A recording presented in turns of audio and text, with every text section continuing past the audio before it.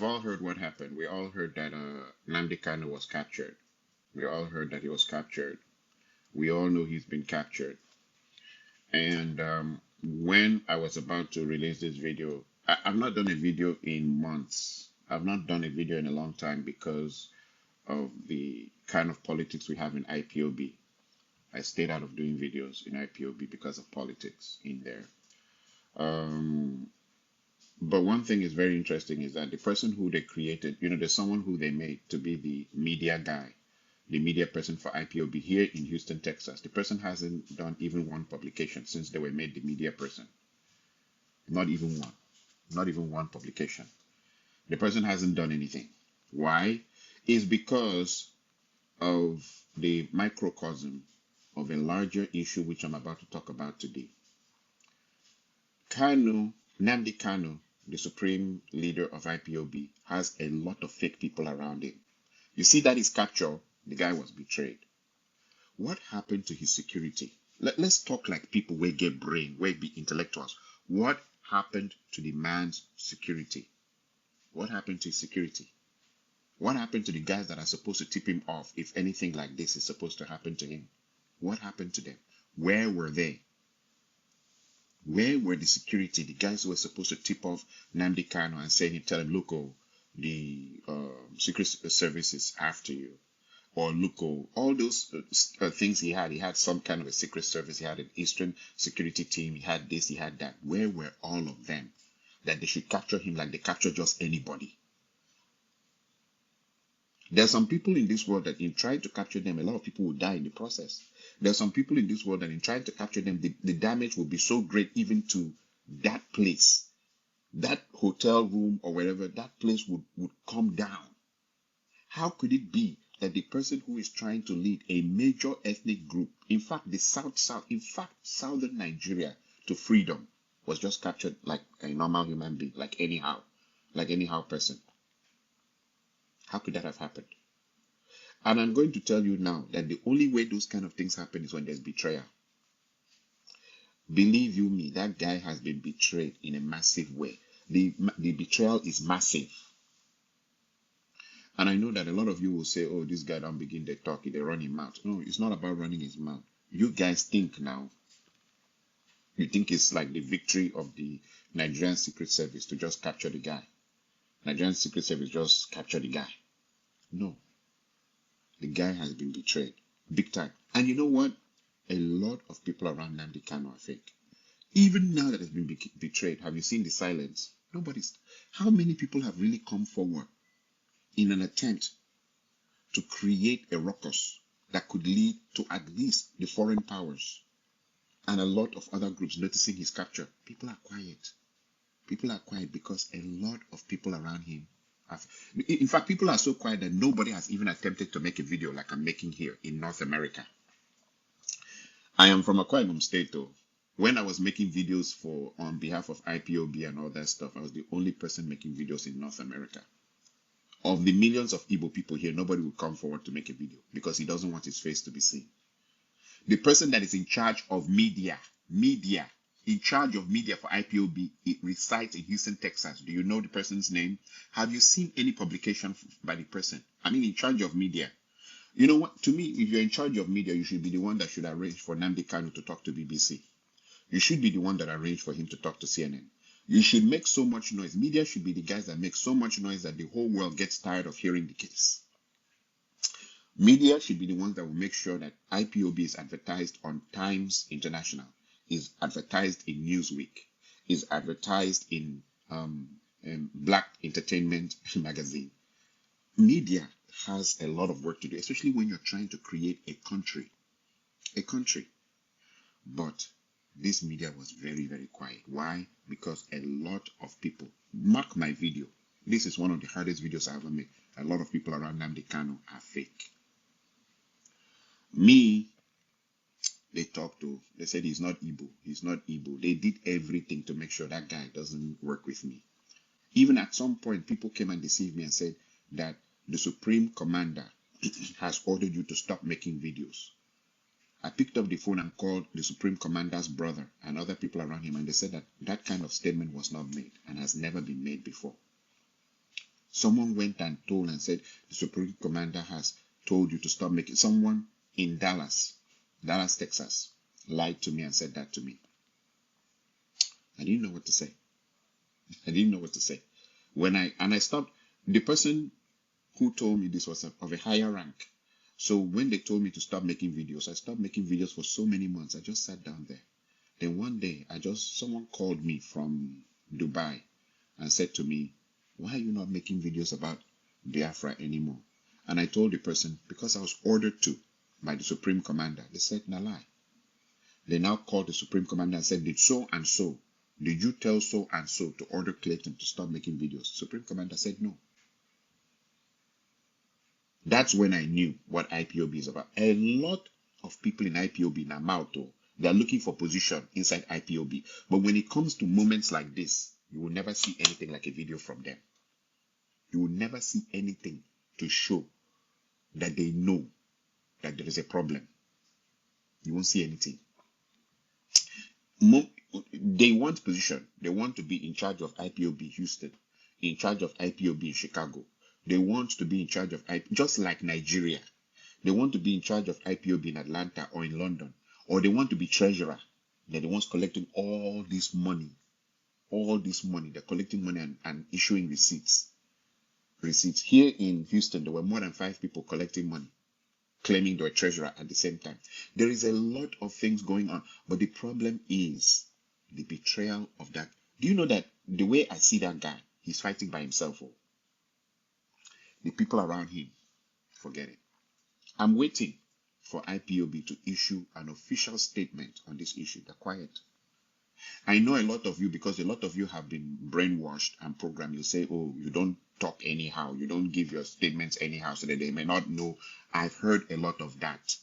And that comes from bad advice. Bad advice.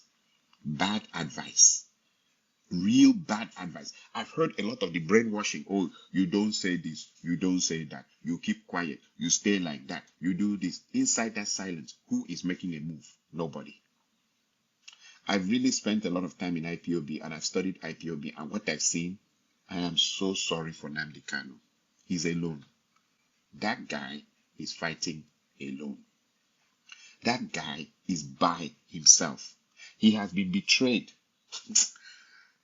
See, for somebody of his level to be picked up that way, it would have been better if he was just a normal civilian and they pick a normal civilian like that. For someone of his level to be picked up in that manner, that guy is by himself. He has no security, he had nothing. In fact, it was God that was with him. And I pray that the God who helped him to create such a movement will also help him to be released. But when it comes to those who are around him, they're fake.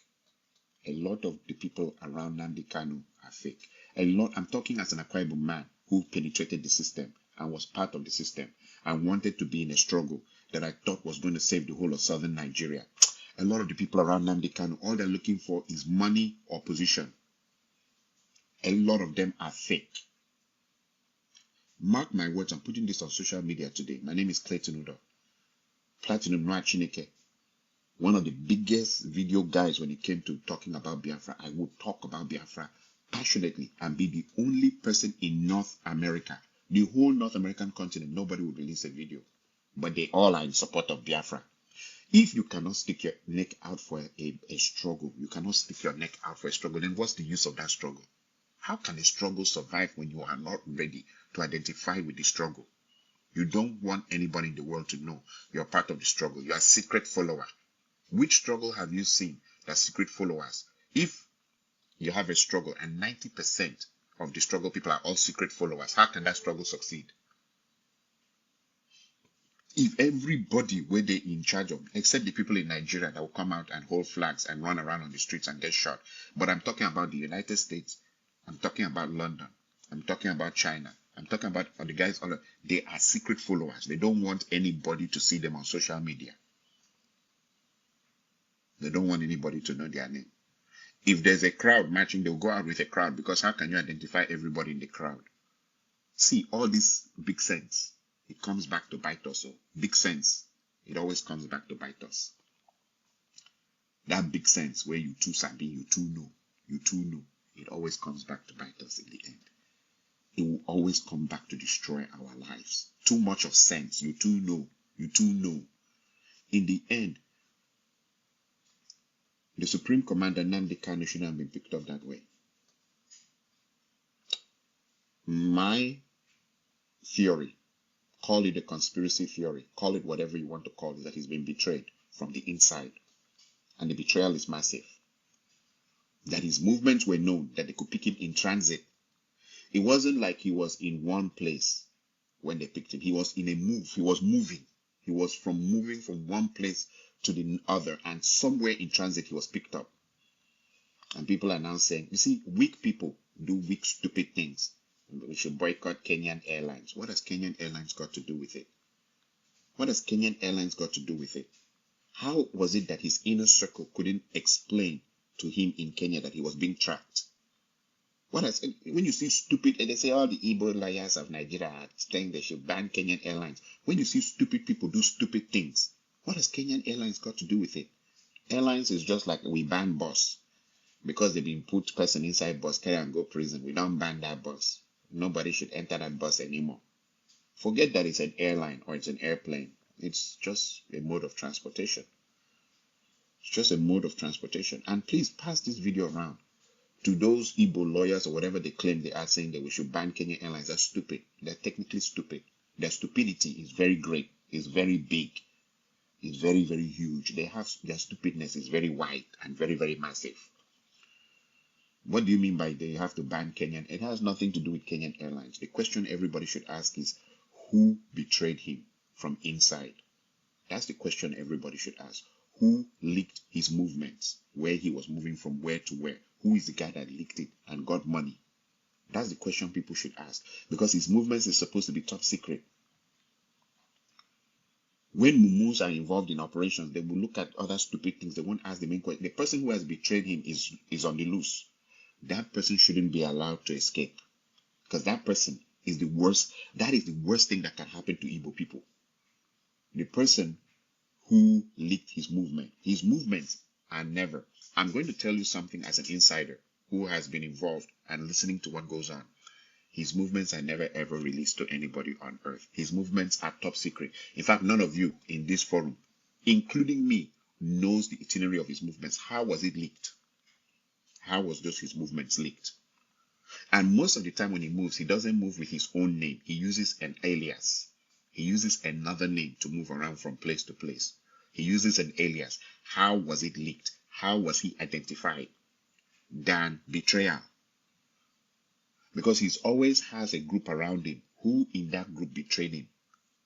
Is the question we should ask today. Not ban Kenyan Airlines and ban this.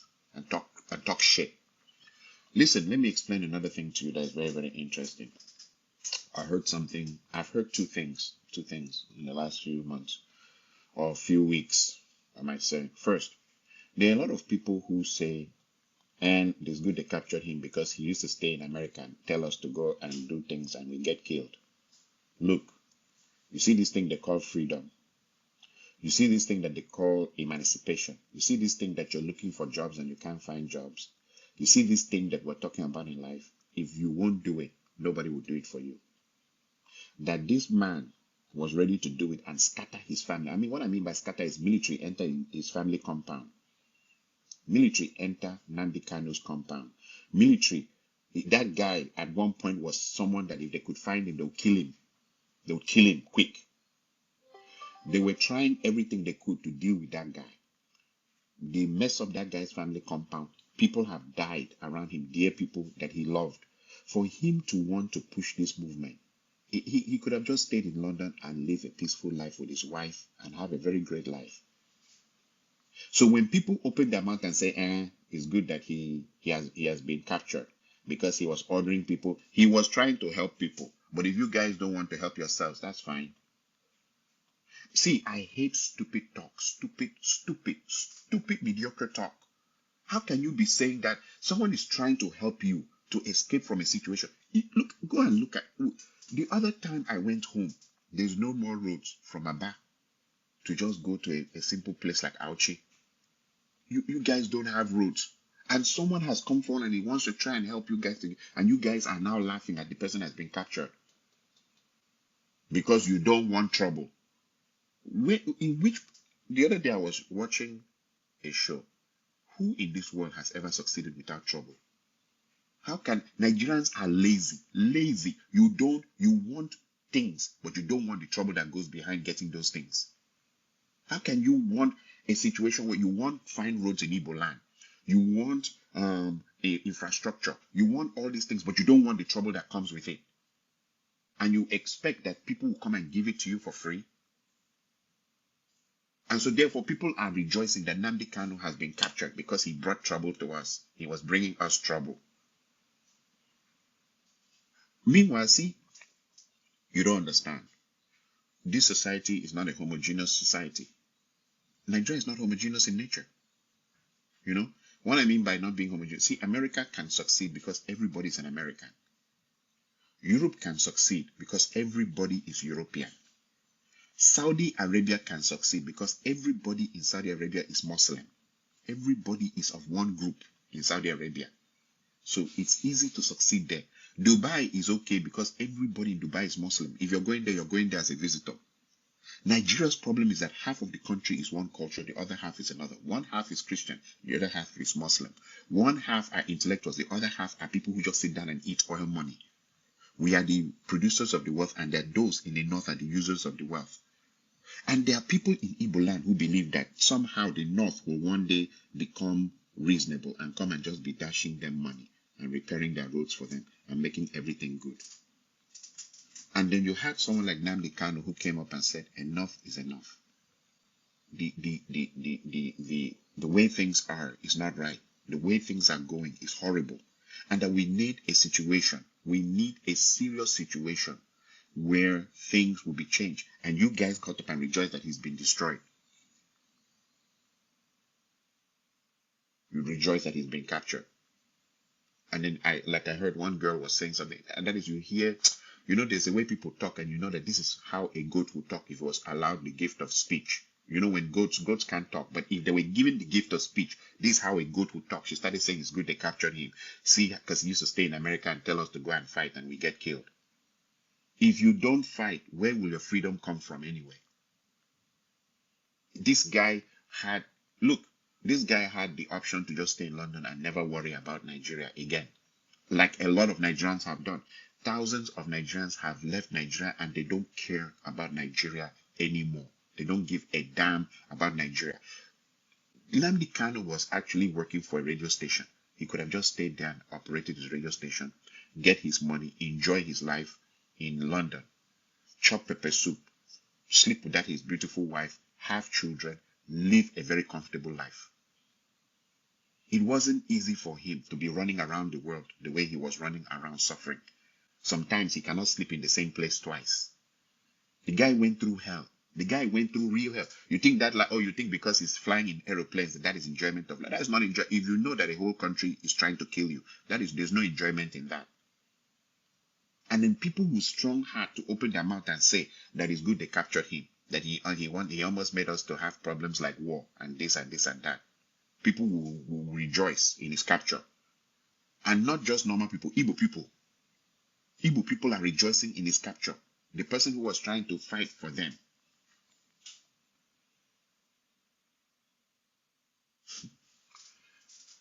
See, in my own submission in this story, which I think is one of the saddest stories on earth, is let Nigerians know one thing. Yes, you guys did a demonstration. In the end, the demonstration, they opened fire and killed most of you guys. After that, if you have human brain, you should know what you're dealing with and you adjust. I'm not giving you any suggestions of what to do, but you should adjust and know what you're dealing with. Can you guys even picture a Nigeria after Buhari, where it's going to? Can you guys picture it?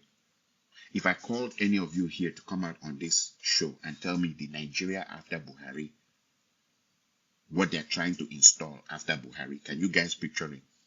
Can you guys picture what's going to happen in Nigeria after Buhari? If we, for example, right now, 3% of the oil allocation is being put in special bank accounts by Buhari, where is that money going to? Meanwhile, what do they call it? What's the name of that place? The Nigerian oil company is an NPC or whatever you call it, NNPC or whatever. NNPC is broke. The Fulanis have ransacked it. They will empty the account, empty everything. Then someone is collecting 3% of the oil allocation from the south and putting it in special bank accounts. Can you explain to me the Nigeria that you guys will have after this, since you are rejoicing over Nnamdi Kanu being captured? You guys, I don't know. When I left Nigeria, and I'm not saying I'm better than anybody. I'm not saying I'm better than anybody. I'm not saying that I'm a great guy. But when I left Nigeria, when I went back to Nigeria, I now understood Nigeria's problem. When I left Nigeria and got exposed, I went back to Nigeria. I understood Nigeria's problem. The way Nigerians think is their downfall. The way Nigerians think is horror. Is horror. How can you want a better country if you're not ready to struggle for it? Everybody has the same mentality. They want to go into politics and chop money. And if it is not as easy as that, then it is wahala. Even the women, you see how the women think. A man should come and pay all their bills and take care of them without them working. Nigerians don't want to work for anything. You don't want to work for even your own personal freedom. The other time I was listening to one woman, the way she was talking, I told her, you said you shouldn't have been born now. If you were born here for another man to take care of you, there was no need for you to be born. That man was born naked. You as a woman, you were also born naked. Why is your case like this? You have 2 hands and 2 feet. You cannot even figure out your life until a man comes and pays all your bills. You can't figure out your life. See, it is a tragedy that Nnamdi Kanu has been captured. And I want you to know, and I want those who are watching this video to know, that he's been betrayed. The betrayal is massive. And IPOB needs to suspend its operations and find out who betrayed him inside there. Please pass this to every IPOB member.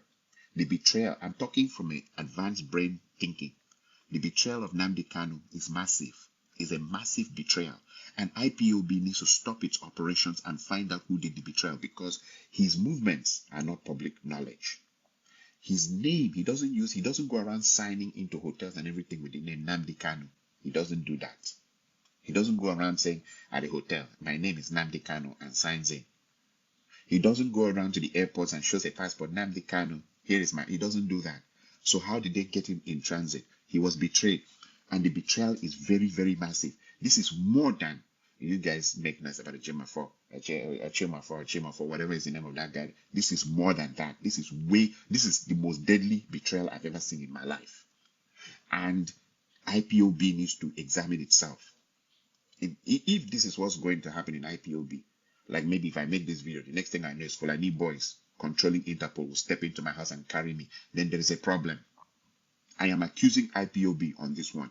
If it's going to be that anybody involved in the struggle, suddenly Fulani boys will suddenly get the lowdown of the person using Interpol to go and pick the person, then there's a problem. How are the Fulani boys that are controlling Interpol, how do they have access to this knowledge? And how can it be? And to show you how massive this problem is, the normal extradition, whatever, was not followed. Protocols for extraditing a person. The protocols for extraditing a person, they don't follow them. They just pick this guy. Like said, they pick criminal. Even criminal, there are protocols for extraditing a person.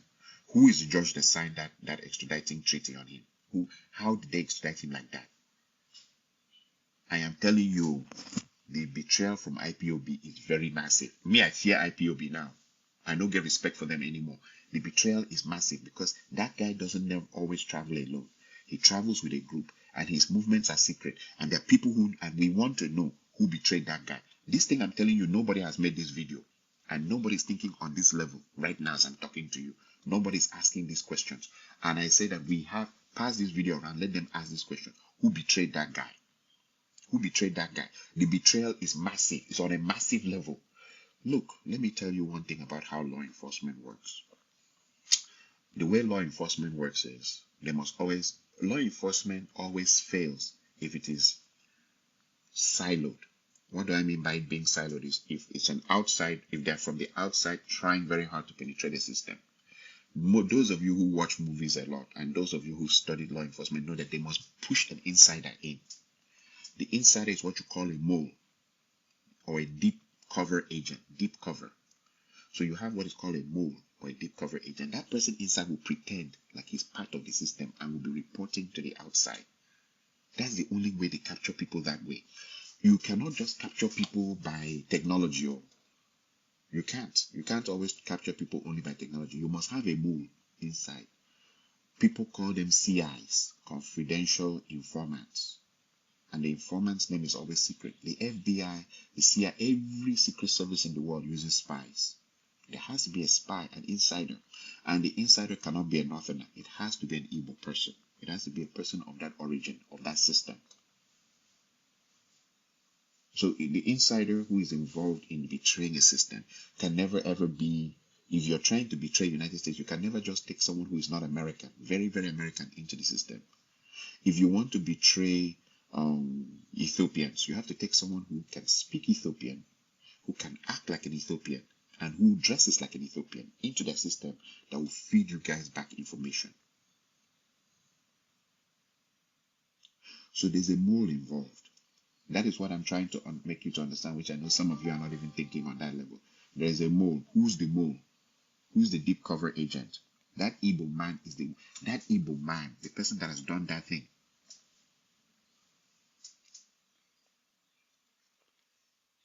Pass this video around for everybody. That deep cover agent, that Igbo man, that Igbo person, that deep cover agent, that person that is inside, he's inside the inner circle of Nnamdi Kanu, is the one that has betrayed Nnamdi Kanu for him to be captured like that.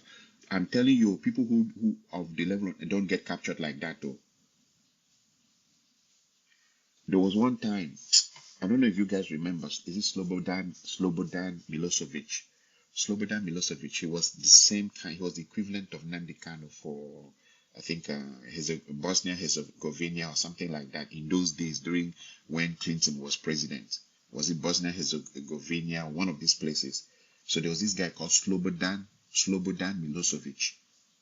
American forces combined with native forces to go and capture him like that. What happened? They fought all night. You know if you get the guy. In fact, they called in air support. I remember as a young man watching the video of that thing, it was blood. I said, how can someone survive in this compound?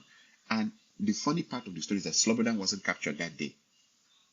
But the kind of shelling and fire where they fired that day, it was beyond me. I was like, Jesus Christ, is this for one man?